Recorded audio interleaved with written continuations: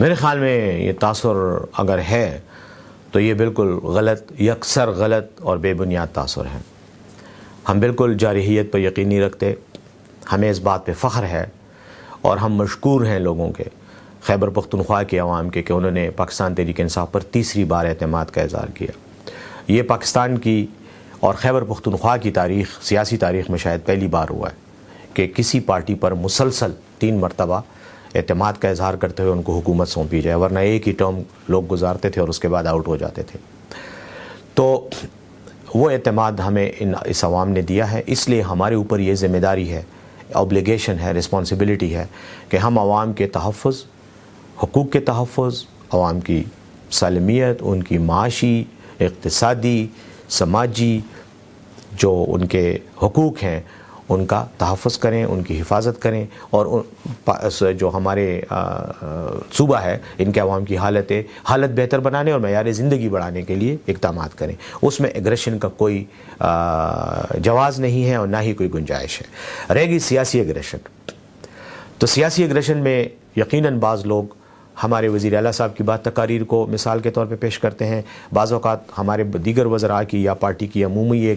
وہ تاثر دینے کی کوشش کرتے ہیں کہ شاید ہم جارحیت پہ یقین رکھتے ہیں۔ دیکھیں یہ بالکل غلط بات اس لیے ہے کہ وزیر اعلیٰ نے اسمبلی کی پہلی سپیچ آپ ان کی دیکھ لیں، جب انہوں نے حلف اٹھانے کے بعد تقریر کی تھی، اس میں انہوں نے بالکل یہی کہا تھا کہ میرا کسی کے ساتھ اختلاف، ہم کوئی انتقام کی سیاست پہ یقین نہیں رکھتے۔ ہاں البتہ یہ ضرور کہا تھا کہ پولیس نے جو ہمارے کارکنوں کے خلاف غلط کیسز درج کیے ہیں وہ ہم ختم کروائیں گے۔ تو اس میں کون سی غیر قانونی بات ہے یا غیر اخلاقی بات ہے یا جارحانہ بات ہے؟ ہم نے تو کہا تھا ہم ختم کروائیں گے اور قانونی راستے سے ختم کروائیں گے، جبکہ ہمارے مخالفین جو آج اسلام آباد کے تخت پہ بیٹھے ہوئے ہیں، ان لوگوں نے اپنے کرپشن کے اربوں روپے کے کیسز معاف کروائے ہیں اور ایسے طریقہ کار کے تحت کروائے ہیں کہ اگر دنیا کی کوئی بھی انصاف پسند عدالت ان کیسز کو ری اوپن کرے تو اس میں نہ صرف ان ملزموں کو دوبارہ سزا ہو سکتی ہے بلکہ ان جج صاحبان کو بھی سزا ہو سکتی ہے جنہوں نے ان کو اتنی جلدی 24 گھنٹے کے اندر ریلیف دیا۔ ان مقدمات میں جو کئی سالوں سے زیر سماعت تھے ان میں 24 گھنٹے کے اندر ریلیف دیا۔ یہ جو پروسیجر کے ساتھ مذاق کیا گیا ہے ان کے معاملات میں، اس کا پہلے عوام کو جواب دیں، اس کے بعد ہم سے یہ سوال کریں۔ دوسری بات، وزیر اعلیٰ خیبر پختونخوا کے بارے سے یہ کہا جاتا ہے کہ ان کا تعلق وفاق کے ساتھ جو ہے وہ ٹھیک نہیں ہے یا یہ بڑے اگریسو ہیں۔ وزیر اعلیٰ صاحب اور کیا کریں؟ وزیر اعظم سے ملاقات کے لیے خود اسلام آباد گئے، وزیر اعظم سے ملاقات کی، وزیر اعظم سے ملاقات کے بعد جو پریس بریفنگ ہوئی، جو پریس کانفرنس ہوئی جس میں احسن اقبال ساتھ کھڑے تھے،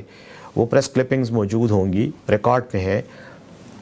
یہی بات کی وزیر اعلیٰ نے کہ میں صوبے کے عوام کے حقوق کے لیے منتخب ہوا ہوں، ان کے حقوق کی حفاظت کے لیے مجھے عوام نے مجھ پر اعتماد کیا ہے اور میں اس اعتماد کو ٹھیس نہیں پہنچاؤں گا، اور میں آج اس لیے اسلام آباد میں موجود ہوں تاکہ میں اپنے صوبے کے مفادات کا تحفظ کر سکوں۔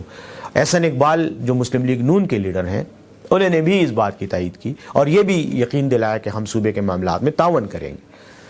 اس کے بعد SIFC جو ادارہ ہے، سوشیو اکنامک ڈیولپمنٹ کے حوالے سے ایک ادارہ بنایا گیا ہے، اس کے اجلاس میں بھی وزیر اعلیٰ صاحب نے شرکت کی اور ہم نے یہ بھی کہا ہوا ہے، اعلان کیا ہے کہ جب بھی کسی بھی فیڈرل فورم پہ خیبر پختونخوا کے حقوق کے لیے بات ہوگی ہم جائیں گے، ہم حکومت کے ساتھ تعاون بھی کریں گے۔ ہاں البتہ جہاں ہمارے حقوق ہمیں نہیں دیے جائیں گے، جہاں رکاوٹیں ڈالی جائیں گی، وہاں یقیناً ہم سیاسی اور قانونی اور آئینی پیراڈائم کے اندر، تناظر کے اندر مزاحمت بھی کریں گے، جدوجہد بھی کریں گے۔ ہمارے بقایا جات نہیں دیے جا رہے، 115 ارب روپے سے زیادہ ہمارے پیسے جو ہیں، رقم جو ہے وہ ہماری فیڈرل گورنمنٹ کی طرف بقایا جات کی شکل میں موجود ہے، ان میں سے 1 روپیہ نہیں دیا گیا۔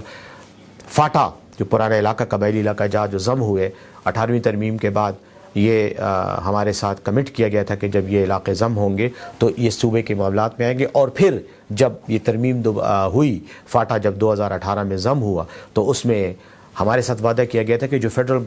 گرانٹ ملتی تھی فاٹا کو وہ اب پروونس کو ملے گی، سو دیٹ وہ پیسے قبائلی علاقہ جات پہ استعمال کیے جا سکیں۔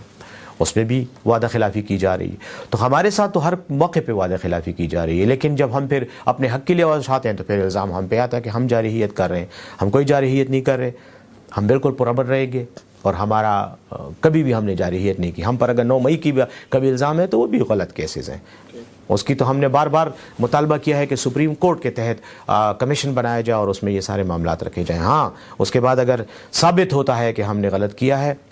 تو ہمیں سزا دی جائے ہمارے کارکنوں کو جو ملوث ہوں گے, اور جو بے گناہ ہیں ان کو چھوڑا جائے. اس پر بھی کوئی اقدام نہیں ہو رہا. تو جارحیت نہ ہے نہ کوئی ارادہ ہے.